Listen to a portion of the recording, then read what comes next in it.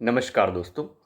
तो मैं निवेदन करता हूँ नए-नए जोड़ों से, पुराने जोड़ों से भी जो नए-नए शादियाँ करके आए हैं या फिर पुरानी उनकी शादियाँ भी हैं, तो कृपया करके छोटे-छोटे झगड़ों को कोर्ट में बिल्कुल ना ले जाएँ, क्योंकि जब झगड़े होते हैं तो काफ़ी गरमा-गरमी होती है, सब्ज़ी में नमक होने पे भी कई बार गरमा-गरमी हो जाती है, ज़्यादा नमक हो गया है, ज़्यादा मिर्ची हो गई है, शॉपिंग ज़्यादा कर ली है या फिर कोई और इस तरीके का झगड़ा हो जाता है कि एनिवर्सरी का डेट भूल गए हैं, बर्थडे का डेट भूल गए हैं, तो इस तरीके के झगड़े जो हैं आम तौर पर 2 जोड़ों के बीच में हो जाते हैं।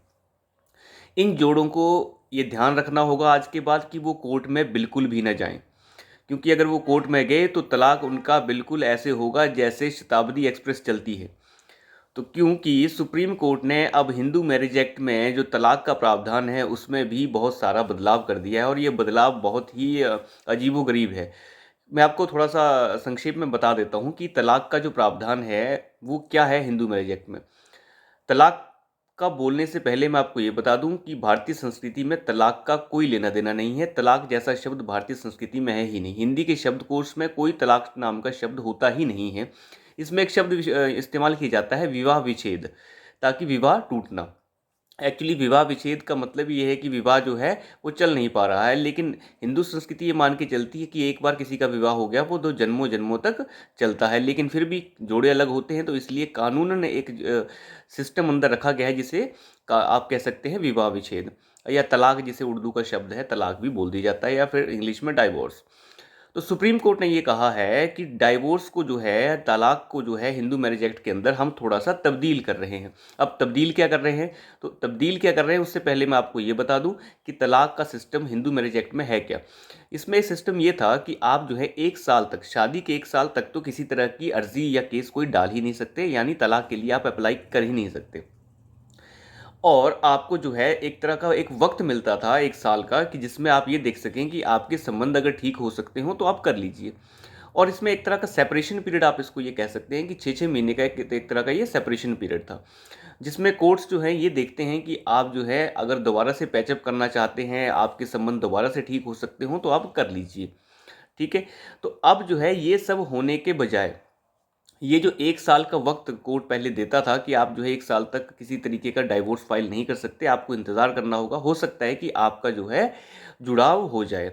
और जिनकी शादियों को 1 साल से ज़्यादा भी हो चुका है, उस केस में भी ऐसा होता था कि कोर्ट काफ़ी वक़्त लेकर ऐसी शादियों में भी पहले काफ़ी वक़्त लगा करता था तलाक लेने में। आपको तलाक साबित करना पड़ेगा और आपको दिखाना पड़ेगा कि अंदर ये दिक्कत चल रही है, आपके साथ ये प्रॉब्लम चल रही है, ये प्रॉब्लम चल रही है। तो इस वजह से क्या होता था, काफ़ी वक़्त लग जाता था तलाक लेने में। और मैं आपको ये बता दूँ, ये सिर्फ़ इसीलिए किया जाता था ताकि आपका पैचअप हो सके। कोर्ट्स जो हैं तरह-तरह के तरीके लगाया करते थे कि आप जो हैं साथ रहिए, खर्चा उठाइए एक-दूसरे का, आप साथ रहने की कोशिश कीजिए, आप महीना भर नहीं तो 1 हफ़्ता भर साथ रहने की कोशिश कीजिए। इन तरीकों से कोर्ट पहले वक़्त लेता था ताकि दोनों का पैचअप हो सके, दोनों दोबारा से साथ आ सकें, तलाक ना हो। लेकिन अब सुप्रीम कोर्ट ने क्या किया है, अपनी आर्टिकल 142 जो संविधान का है उसकी पावर्स को इस्तेमाल करके सुप्रीम कोर्ट ने ये कहा है कि हम जो है अब इस सेपरेशन पीरियड को नहीं रखेंगे। यानी कि अब जो पहले वक्त दिया जाता था पैचअप करने का कि आप जो है पैचअप कर लीजिए या फिर आपके संबंध जो है बेहतर हो सकते हैं इसलिए हम कोशिश करते हैं, अब वो कोशिशें सुप्रीम कोर्ट नहीं करेगा। तो सुप्रीम कोर्ट ने अब ये कहा है कि छठ मंगनी और फट ब्याह वैसे ही फट तलाक। तो ये वाला सिस्टम अब ये हो गया है कि अगर आप दोनों मियाँ बीवी दोनों मियाँ बीवी अगर बिल्कुल तैयार हैं तलाक के लिए तो छठ मंगनी छठ ब्याह की तरह छठ तलाक भी हो जाएगा।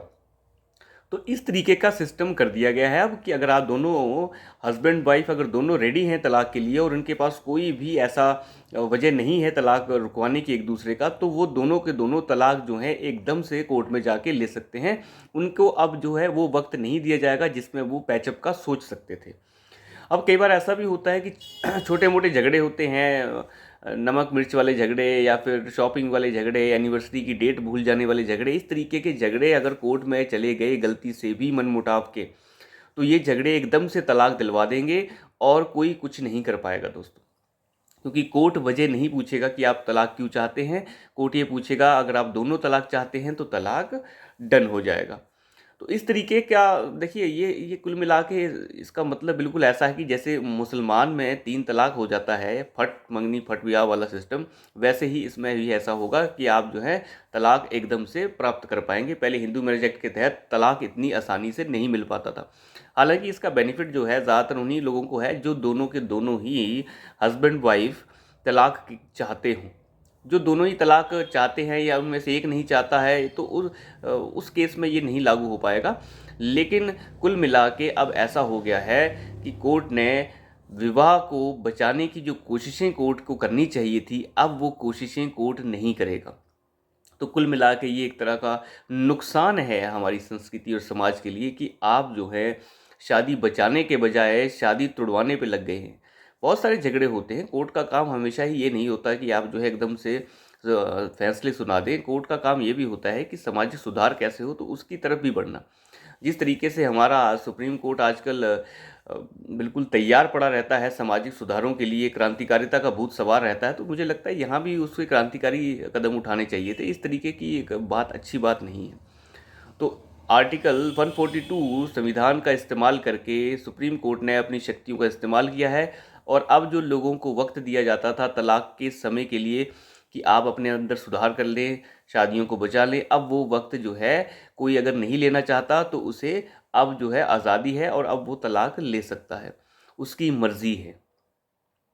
खैर ये सब बातें तो चलती रहेंगी, लेकिन सुप्रीम कोर्ट जिस तरीके से अपने सिस्टम को आगे बढ़ा रहा है और आगे बढ़ता जा रहा है, ये बिल्कुल भी ध्यान नहीं दिया जा रहा कि भैया भारतीय संस्कृति में इसके क्या परिणाम हो सकते हैं। आपका काम विवाह शादियां बचाने का होता है। आप आपको अगर लगता था कि सेपरेशन पीरियड कम होना चाहिए तो मुझे लगता है सेपरेशन पीरियड को आप 6 महीने कम कर देते। आपने पूरा ही उसे कम कर दिया कि अब सेपरेशन पीरियड की ज़रूरत ही नहीं है। अगर कोई दोनों रेडी हैं तो तलाक एकदम से हो जाएगा। देखिए, तलाक बात तलाक की नहीं है। जिन्होंने शादी की है अगर वो साल 6 महीने रुक जाएंगे तो कोई पहाड़ नहीं टूट जाएगा, किसी पे कोई पहाड़ नहीं टूट जाएगा। अगर वो दोनों तैयार हैं तलाक के लिए, अगर वो दोनों के दोनों तैयार हैं तो उन्हें साल भर का इंतज़ार करने में क्या जाता है।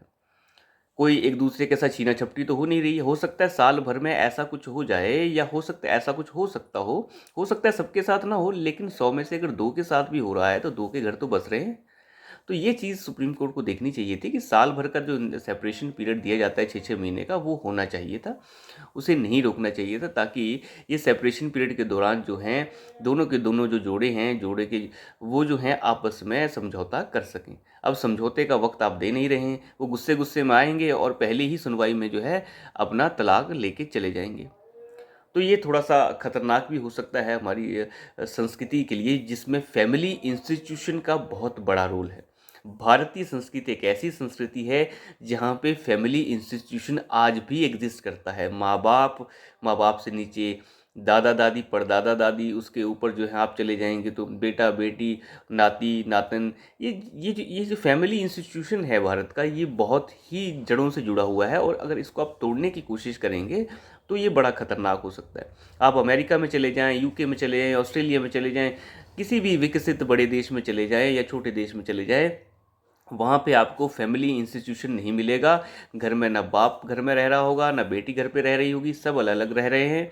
और अलग अलग रहने के साथ साथ उनके बीच में किसी तरह का कोई जो बातचीत का जो एक कनेक्शन होता है वो पूरी तरह ख़त्म हो चुका है। तो भारत में ये कनेक्शंस लाने की कोशिश जो है ये गलत हो सकती है। जिस तरीके से समलैंगिक शादियों की बात यहाँ पहले हो रही थी, वो भूत तो अब सुप्रीम कोर्ट के सर के ऊपर से उतर चुका है, लेकिन अब इस तरीके के भूत भी सवार हो रहे हैं। इस तरीके के डिसीजंस जनरली सुप्रीम कोर्ट के अंदर नहीं होने चाहिए। ये तरीके के डिसीजंस जिसमें समाज इन्वॉल्व होता है, समाज की बहुत बड़ी एक प्रक्रिया जो है जिस इन्वॉल्व होती है, उसमें डिसीजंस हमेशा पार्लियामेंट और विधानसभाओं के पास होने चाहिए। क्योंकि जहाँ पे हर पार्लियामेंटेरियन एक एरिया को रिप्रेजेंट करता है और उसे जवाबदेही होती है उसके लोगों के लिए। सुप्रीम कोर्ट की लोगों के लिए कोई जवाबदेही खास तौर पर नहीं होती, क्योंकि सुप्रीम कोर्ट को भारतीय जो जनता है वो चुनकर नहीं भेजती है। सुप्रीम कोर्ट का काम सिर्फ आंकलन करना होता है। इसका मतलब ये नहीं है कि आप जो है ढेर सारे कानूनों को बदलना शुरू कर दें। कानून बदलने से सुप्रीम कोर्ट को हद से हद बचना चाहिए। तो अभी के लिए इतना ही। धन्यवाद।